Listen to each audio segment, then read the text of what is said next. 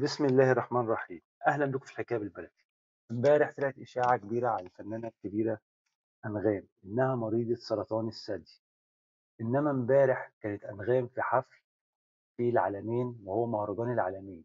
مهرجان العالمين ده بيبقى الحفل فيه كبير جدا وكامل العدد الحفله، ولمده 3 ساعات متواصله انغام ابدعت في الحفل. ولكن بعد الحفل طلع الصحفي خالد صواف وكتب بوست على الفيسبوك إن أنغام مريضة سرطان الثدي. ولكن هذا البوست عمل ترند كبير في الميديا، وخلى جمهور أنغام كله يتساءل هي أنغام فعلا عندها السرطان؟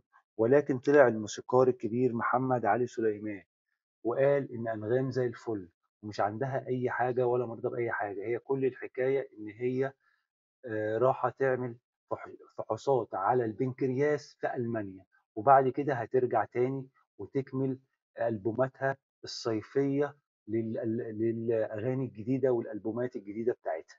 وشكرا، ويا ريت الاشتراك في القناة وتشوفوا الحلقات اللي فاتت والحلقات اللي جاية. وشكرا.